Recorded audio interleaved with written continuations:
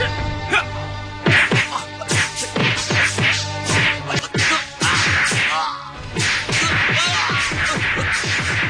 tunggu!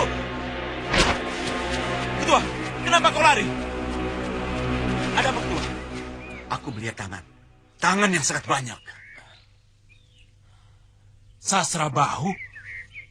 Kau belajar ilmu tongkat dari siapa? Aku belajar dari seorang pengemis tua. Pengemis tua? Iya. Pengemis tua. Pasti dia. Gerakan tongkatmu seperti ilmu tongkat pemukul ular. Sekarang, coba kau tunjukkan ilmu tongkatmu itu.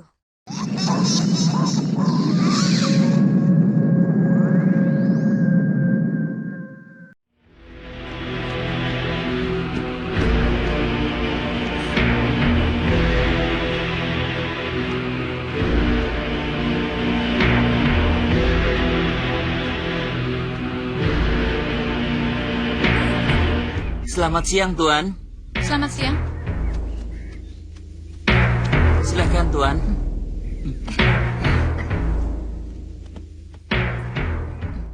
Di awal episode ini, kita menuju pada rombongan Maisa yang di saat itu sedang menyantap makanannya di sebuah warung yang tampak sepi. Maisa tampak penasaran dengan orang yang baru saja datang, yang dirasanya berdandan aneh. Orang itu pun kemudian bertanya kepada pelayan kedai mengapa warungnya menjadi sepi, padahal biasanya ramai pengunjung. Blotong yang mendengar pertanyaan wanita yang tak lain adalah Citrasena itu pun tampak kesal, sebab ia merasa bahwa orang itu hanyalah pengunjung biasa. Maisa pun menegur anak basir tersebut. Ia pun memperingatkan Blotong untuk tidak ikut campur masalah orang lain. Ayu Wulandari pun menengahi keduanya yang beradu mulut itu. Walaupun sebenarnya gadis itu sendiri selalu menahan tawa melihat tingkah lucu Blotong. Coba kau ceritakan, warung ini biasanya ramai? 3 hari yang lalu ada setan pemangsa manusia mengamuk. Setan pemangsa manusia? Iya. Rupanya setan itu belum mati. Ternyata setan itu berada di mana-mana. Ya, namanya juga setan. Bisa saja ada di mana-mana. Ki Ajeng pernah melihatnya. Aku pernah bertempur dengannya. Untung saja Paman Gendowor berhasil mengusirnya. Aku akan mencari setan itu. Aku ingin tahu apa betul dia setan pemakan manusia. Tapi Tuan, harus hati-hati, kabarnya makhluk itu sangat digaya. Banyak para pendekar tewas di tangannya. Jangan khawatir. Iya. Orang itu mencari mati. Citrasena tampaknya mendengar omongan Blotong yang mengata-ngatainya, namun ia tidak ingin menanggapinya. Di malam itu, tampak bulan bersinar terang, dan suasana pun tampak hening. Namun mendadak saja, terdengar suara jeritan melengking setinggi langit, yang berasal dari 2 orang lelaki, yang hendak menjadi mangsa hantu pemakan manusia. Citrasena pun kemudian muncul, menghalangi niat mayat hidup itu yang hendak memangsa para calon korbannya. Awas, dia benar-benar kuat.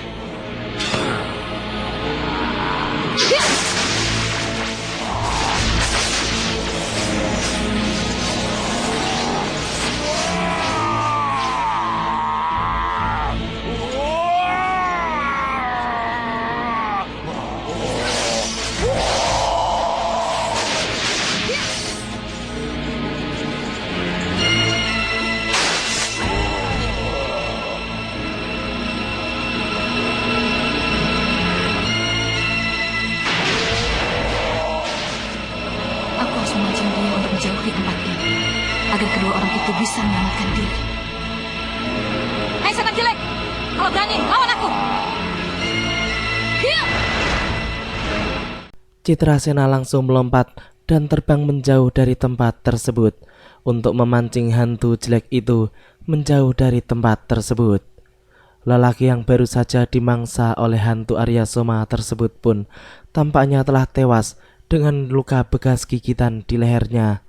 Sementara itu, setan pemakan manusia pun terus mengejar Citrasena ke arah barat. Tampaknya hantu itu tidak ingin melepaskan mangsanya begitu saja. Kebetulan arah yang diambil oleh Putri Gundala Seta tersebut menuju ke arah rombongan Maesa berada, sehingga anak sembara itu pun kini melihat keberadaan Citrasena dan hantu pemakan manusia yang sedang saling berkejar-kejaran. Citrasena pun kini berhenti berlari di tempat yang agak lapang dan letaknya tidak seberapa jauh dari keberadaan Maesa. Makhluk ini setan atau manusia? Aku harus mencari akal untuk membunuhnya.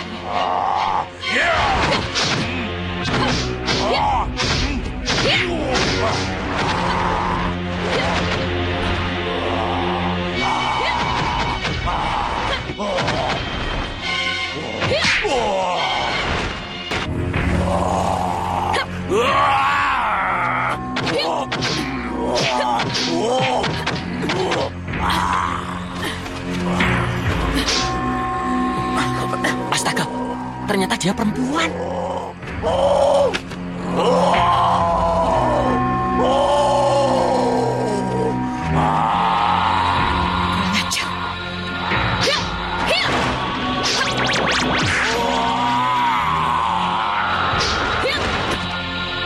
Luar biasa.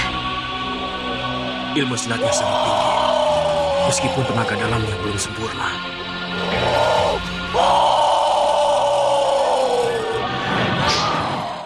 Citrasena memang hebat. Maesa pun mengerti akan hal itu sebab ilmunya lebih tinggi dari gadis tersebut. Kini dari tubuh Arya Soma mengeluarkan anjing-anjing animasi yang cukup lucu dan aneh. Blotong tampak sangat ketakutan melihat tiba-tiba banyak anjing di tempat tersebut. Apalagi suaranya yang sangat ramai dan menakutkan semakin membuat Blotong menjadi pengen kencing. Di depan sana, Citrasena pun mulai menghadapi anjing-anjing atau serigala siluman tersebut dengan tongkat pusakanya. Maesa yang melihat semua itu pun menjadi kasihan dan ia merasa bahwa gadis tersebut harus segera ditolong. Namun Blotong pun menahannya sebab ia khawatir kalau kawannya itu celaka.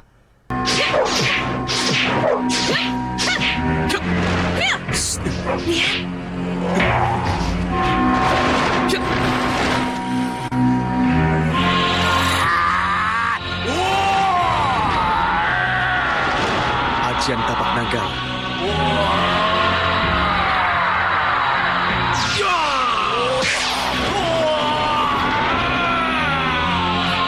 Kau seorang gadis. Kau jahat. Hei, adik, tunggu. Jangan melongo. Astagfirullahaladzim. Kenapa serigala-serigala itu bisa menghilang ya? Mungkin serigala-serigala itu jelmaan dari setan pemakan manusia. Atau mungkin juga siluman yang menjelma menjadi serigala. Iya.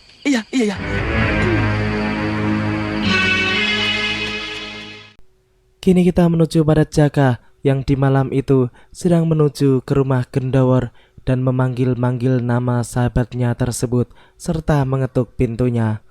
Setelah memanggil Gendawar beberapa kali, akhirnya pemuda kawannya itu pun membukakan pintu rumahnya sambil menegur Jaka mengapa datang malam-malam seperti itu. Jaka pun menjelaskan bahwa ada sesuatu yang penting yang hendak disampaikan olehnya. Ia pun kemudian langsung mengajak Gendawar untuk masuk. Berita apa, Jak? Aku sudah mencoba menangkap topeng hitam. Berhasil. Tidak. Kamu benar, War. Topeng hitam sangat luar biasa.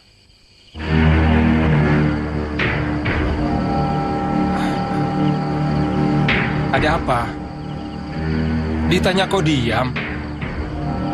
Ada apa? Kok memandangi aku terus? Tidak ada apa-apa.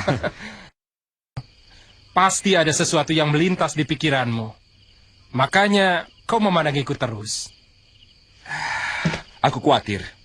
Tentang apa? Ya, tentang orang yang menginginkan sesuatu, tapi melanggar jalan Tuhan. Maksudmu? Ada orang yang ingin kaya, ingin sakti mandraguna, atau ingin menjadi dukun yang hebat. Tapi tidak dengan jalan menuntut ilmu yang benar. Malah mengadakan perjanjian dengan setan. Orang itu sesat. Dipastikan matinya mengalami kesengsaraan yang sangat luar biasa. Tampaknya Jaka tidak menyadari bahwa sebenarnya Gendawar sedang membicarakan dirinya. Murid Ki Ganjar Somala itu pun menghela nafas berat mendengar kata-kata Jaka barusan. Ia pun kemudian mengajak Jaka, sahabatnya itu, untuk tidak menempuh jalan setan. Tanpa ragu, Jaka pun menyetujuinya, dan genggaman tangan keduanya adalah sebagai bukti janji mereka. Kini kita menuju pada perkumpulan para kiai, di mana pada saat itu Kiai Jabat pun menceritakan bahwa ia pernah bertemu dengan topeng hitam yang sedang dikejar-kejar oleh Nyai Parwati. Namun keduanya kemudian kabur ketika melihat keberadaan sang kiai. Kiai Basari pun menyatakan bahwa pasti semua itu ada hubungannya dengan Arya Soma. Semuanya pun tampak sependapat, sebab topeng hitamlah yang telah membunuh anak Nyai Parwati tersebut, yang merupakan sumber malapetaka bagi dunia persilatan. Kini kita menuju pada tempat lain, di mana pada saat itu tampak seorang warga yang tewas dan ditemukan di dekat kebun para penduduk. Di antara para penduduk itu juga tampak Maisa dan Blotong yang ikut memeriksa mayat tersebut. Seperti digigit binatang buas. Jangan-jangan serigala. Serigala ndasmu. Di sini mana ada serigala? Jauh dari hutan kok ada serigala? Dibilangin tidak percaya. Binatang buas apa coba yang gigitannya seperti ini? Macan. Itu lebih tidak mungkin lagi. Yang benar, serigala atau... Kenapa cuma ditonton? Ayo angkat, bawa ke rumahnya.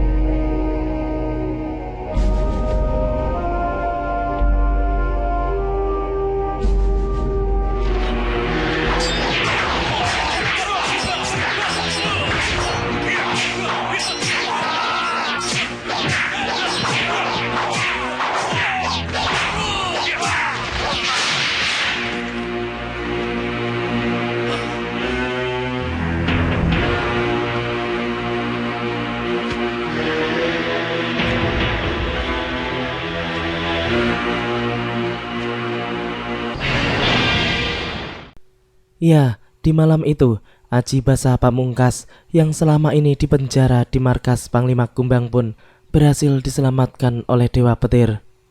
Kini kita menuju pada para pendekar yang memiliki dendam kepada setan pemakan manusia karena kawan mereka telah tewas di tangan makhluk tersebut. Mereka pun memanggil guru mereka untuk menghadapi mayat hidup itu. Benar saja, tak lama kemudian ketiganya pun melihat setan pemakan manusia tersebut sedang berjalan di balik semak-semak. Mereka pun menunggunya sampai dekat. Lalu orang itu pun segera menyerangnya bebarengan dengan senjata mereka masing-masing. Namun tampaknya mereka bukanlah lawan Arya Soma, sebab senjata mereka saja tidak mempan terhadap makhluk itu, apalagi kekuatan mereka.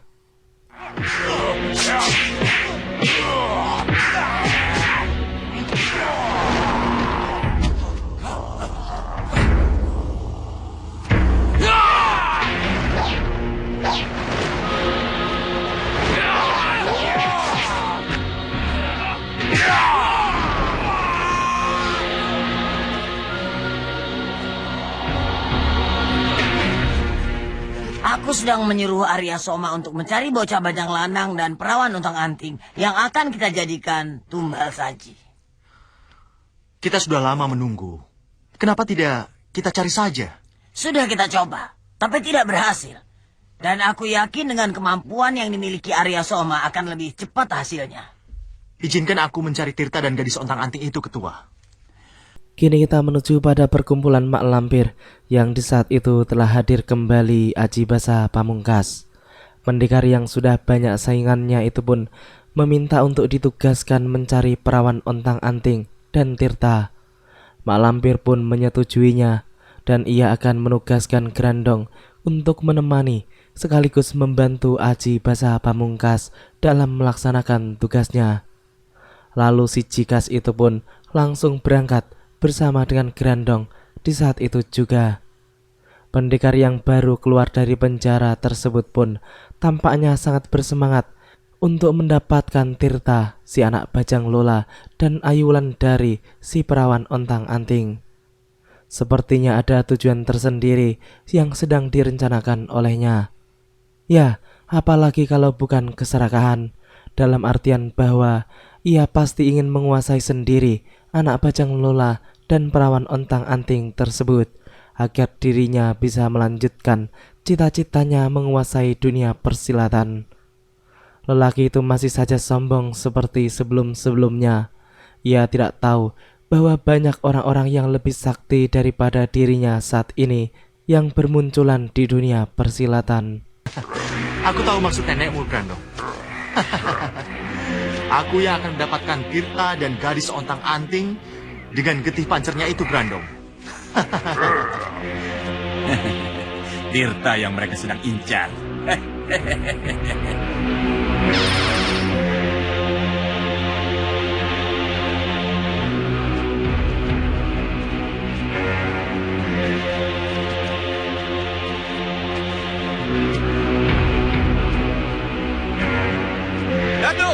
Datuk Panglima.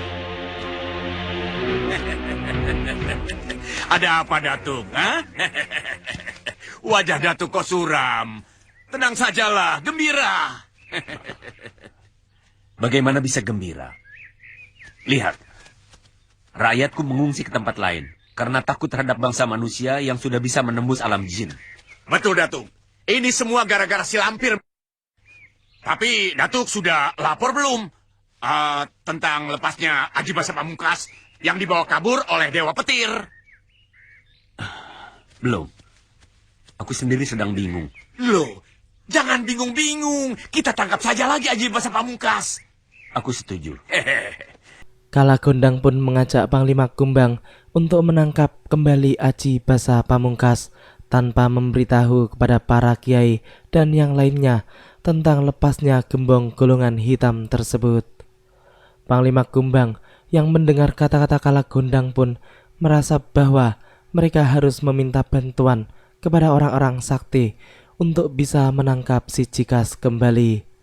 Namun Kala Gondang menolaknya sebab ia yakin kalau dirinya sendiri dan sang panglima saja sudah cukup untuk bisa melakukan penangkapan tersebut. Sedangkan Panglima Kumbang sendiri tidak yakin kalau mereka berdua bisa melakukannya, sebab pasti Mak Lampir, Dewa Petir dan Grandong serta yang lainnya pasti tidak akan tinggal diam. Kala Gondang pun kembali memastikan bahwa mereka pasti berhasil, yaitu dengan menggunakan siasat.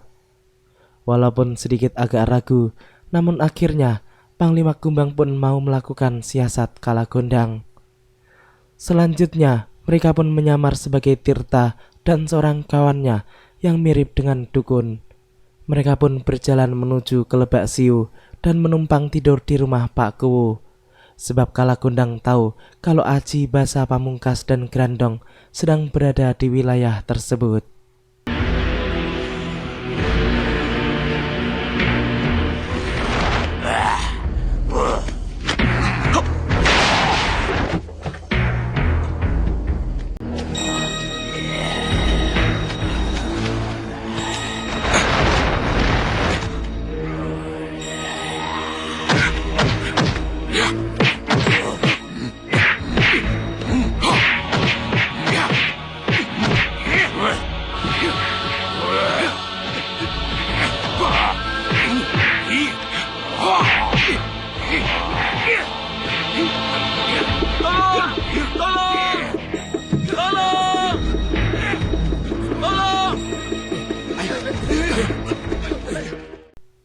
Pak Kuwu yang melihat adanya keributan di halaman rumahnya pun langsung memanggil para warga untuk meminta bantuan. Sedangkan drama pertarungan antara kawan Tirta dan hantu pemakan manusia pun terus berlanjut, hingga kemudian para warga pun berdatangan dan langsung membantu untuk menangkap mayat hidup Arya Soma itu. Namun kemunculan warga sebanyak itu justru menjadikan Arya Soma menjadi semakin beringas dan buas. Ia pun langsung mengeluarkan ilmu kesaktiannya untuk menghancurkan siapa saja yang berada di dekatnya. Orang-orang kampung itu pun menjadi kocar-kacir dibuatnya, namun beruntung di antara mereka tidak ada yang tewas. Paku yang hendak mengejarnya pun langsung dicegah oleh Nyi Kuwu karena menurutnya akan sangat berbahaya, terutama bagi para warga yang ilmunya tidak seberapa itu.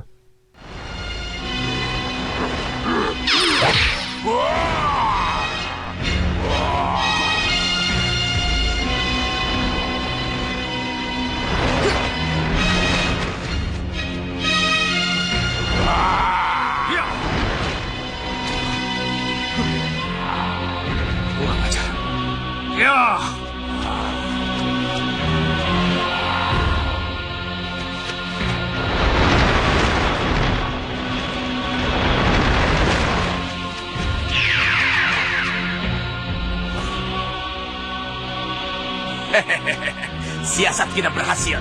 Kita siapkan yang kedua. Ya.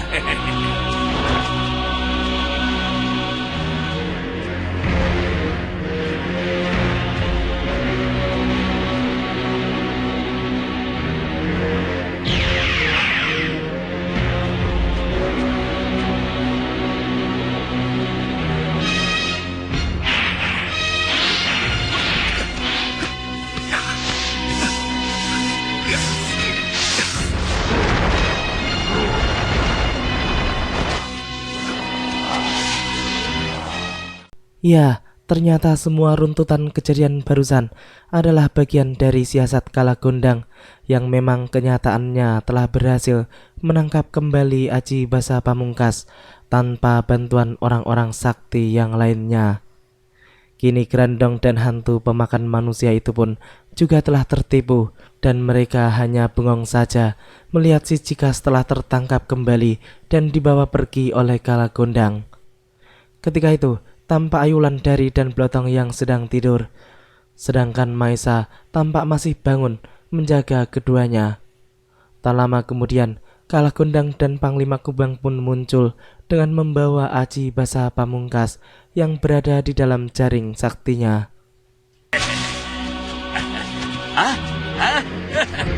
Paman.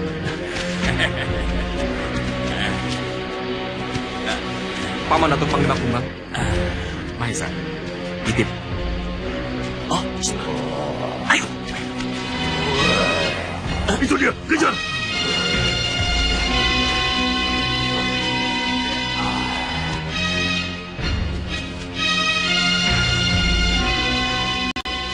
Gila.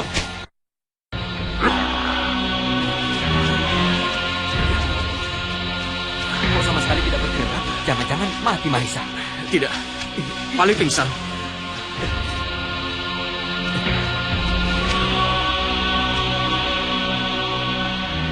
Kamu tahu siapa orang yang ditawan ini, Mahesa? Nanti kita lihat dengan jelas. Ayo. Sungguh pintar Kalagondang. Ia menitipkan Aji Basa Pamungkas kepada Maesa, sedangkan dirinya sendiri dan Panglima Kumbang mengecoh Grandong dan Arya Soma. Kini Grandong pun telah berada di markas Dewa Petir bersama dengan Mak Lampir. Ia pun melaporkan kalau Aji Basa Pamungkas tertangkap lagi oleh Kalagondang serta Panglima Kumbang, sedangkan Tirta entah berada di mana. Si Lampir itu pun menjadi kaget mendengar kabar yang mengejutkan itu. Ia pun mengatakan bahwa mereka harus menghancurkan istana Panglima Kumbang. Dewa Petir pun mengatakan percuma saja, sebab Aji Basa Pamungkas tidak akan mungkin disembunyikan di tempat itu lagi. Grandong pun merasa bahwa Tirta sedang disembunyikan oleh Kalagondang dan Datuk Panglima Kumbang. Ia sampai saat ini belum menyadari bahwa Kalagondang dan Datuk Panglima Kumbang lah yang telah menyamar sebagai Tirta dan kawannya. Bagus. Sekalian kita tangkap Datuk Panglima Kumbang dan Kalagondang. Sekalian kita mendapatkan Tirta dan Aji Basa Pamungkas. Nyai,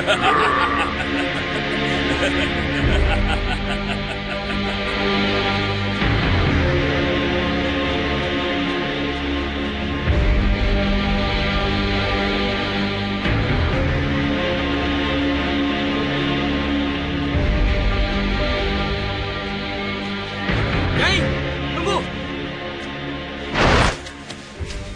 Maisa, ada apa? Maaf, mau numpang tanya, Nyai. Apakah Nyai pernah bertemu dengan Paman Datuk Panglima Kumbang dan Paman Kalagondang? Tidak. Ada apa? Ada barang titipan. Sampai sekarang belum diambil-ambil. Titipan apa? Titipan barang hidup atau barang mati? Barang hidup.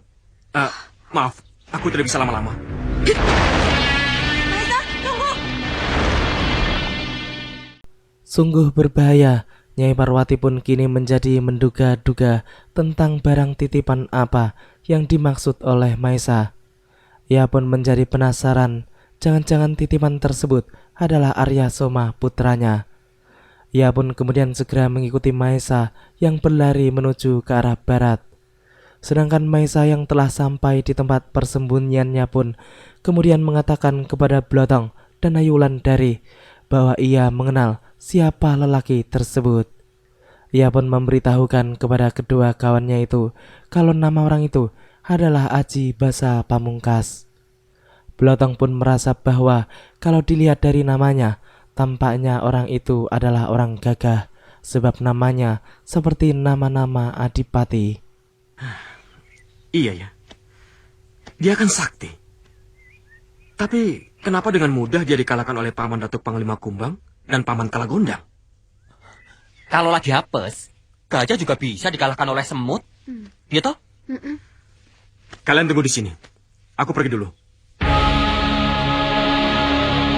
Jangan lama-lama, Kakang.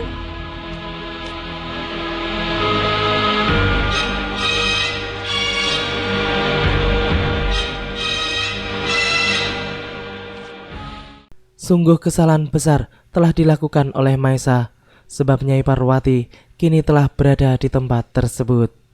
Pendekar murtad itu pun mengintip ke dalam rumah, dan ia pun melihat ada 3 orang, dan yang satunya adalah Aji Basa Pamungkas, pendekar yang sudah sangat dikenalnya.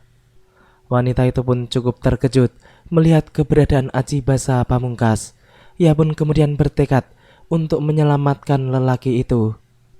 Kini Nyai Parwati pun juga mengetahui kalau gadis yang ada di dalam itu adalah anak Tumenggung Martoloyo yang merupakan anak perawan ontang-anting yang sedang dicari-cari oleh Mak Lampir. Ia pun kini merasa bahwa ia harus bisa membawa Ayu Wulandari dan membebaskan Aji Basa Pamungkas yang merupakan sekutu Mak Lampir, sebab Mak Lampir kini adalah sebagai sekutu ataupun kawannya. Dasar wanita setan, tampaknya ia telah benar-benar berubah haluan. Bahkan tawanan besar Mataram pun hendak dilepaskannya. Nyai Parwati? Benar, hamba juga yang sering bersama Gendowor. Di mana Paman Gendowor sekarang? Ada. Gendowor lah yang menyuruh hamba membawa Kanjeng Roro ke tempatnya. Bagaimana, Tong? Kita susul Kakak Maisa? Boleh. Kebetulan aku juga sudah lapar.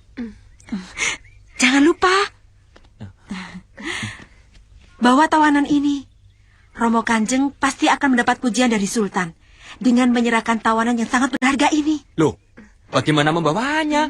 Aku tidak kuat memanggulnya. Oh, gampang. Aku akan membuatnya bisa berjalan sendiri.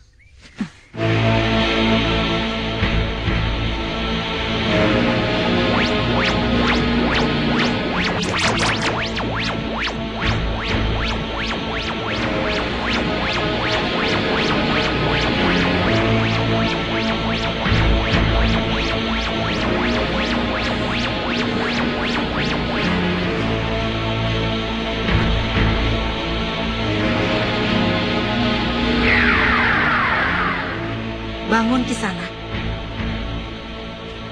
Bangkitlah.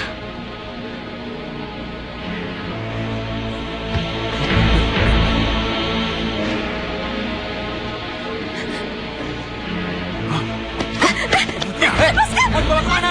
Maling! Biar Maling! Kanjeng Roro tidak akan diapa-apakan. Demikianlah alur cerita di episode kali ini. Nantikan kelanjutan kisahnya di episode yang akan datang. Terima kasih bagi teman-teman semua yang udah mau nonton. Jangan lupa like, comment, subscribe, dan share. Dan juga nyalain notifnya. Wassalamualaikum warahmatullahi wabarakatuh.